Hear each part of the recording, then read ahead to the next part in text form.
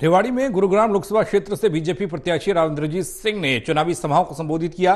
राव इंद्रजीत सिंह ने कहा कि युवा शक्ति काफी समझदार है और देश के भविष्य के बारे में सोचती है। हमारे आने वाली पीढ़ी देखेगी कि जब 2047 में आजादी के 100 वर्ष पूरे होंगे तो यह देश एक बार फिर से अपनी खोई हुई विरासत हासिल कर चुका होगा।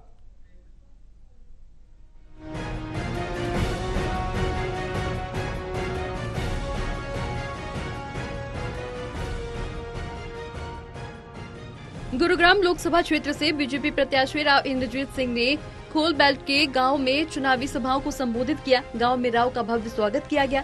राव इंद्रजीत सिंह ने कहा कि युवा शक्ति काफी समझदार है और देश के भविष्य के बारे में सोचती है। इस बार के चुनाव में करीब 4.5 लाख नए मतदाता सामने आए हैं। उन्हें उम्मीद है कि ये नए वोटर्स देश के सुनहरे भविष्य के लिए बीजेपी में विश्वास व्यक्त करते हुए तीसरी बार नरेंद्र मोदी के हाथों में देश की बागडोर सौंपेंगे।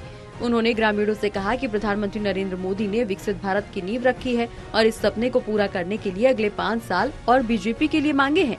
हम चाहे ना देख पाएं, लेकिन हमारी आने वाली पीढ़ी देखेगी कि जब 2047 में आजादी के 100 साल पूरे होंगे तो ये देश एक बार फिर से अपनी खोई हुई विरासत हासिल करेगा।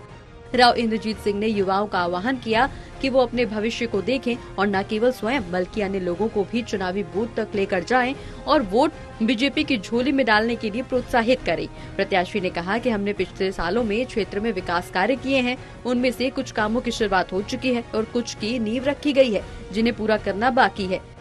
राव ने क्षेत्र के लोगों का एम्स के लिए जमीन देने पर आभार जताया। कहा कि बेशक उन्होंने यहां एम्स लाने के लिए पूरा जोर लगाया है, लेकिन उनका भी इस निर्माण में विशेष सहयोग सदा माना जाएगा। इस क्षेत्र को एम्स ऐसा स्वास्थ्य संस्थान मिल गया है जिससे न केवल दक्षिणी हरियाणा के अलावा राजस्थान के लोगों को स्वास्थ्य लाभ मिलेगा, बल्कि लोगों के लिए रोजगार के अवसर भी प्राप्त होंगे।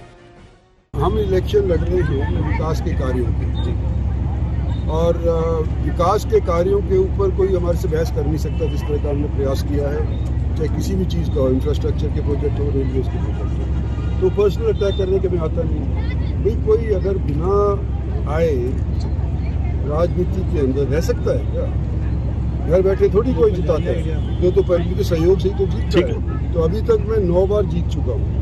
तो पब्लिक ने सपोर्ट किया है, मुझे सराहा है, तभी तो मैं जीता हूँ। पब्लिक का मैं आदमी, जब तो मैं जीत रहा हूँ। इस बार भी मैं यूँ ही उम्मीद कर रहा हूँ कि पब्लिक मेरा सपोर्ट करेगी। पब्लिक के सपोर्ट से इस बार भी जीतूंगा, और मैं आने वाले समय के अंदर क्या बताऊँ, शायद इम्पोर्टेंट हो।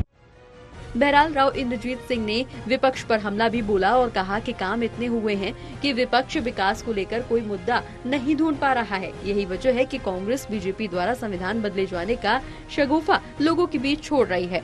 संविधान नहीं बदला जा सकता और न ही बीजेपी सरकार की ऐसी नीयत रही है। Haryana desk, total news.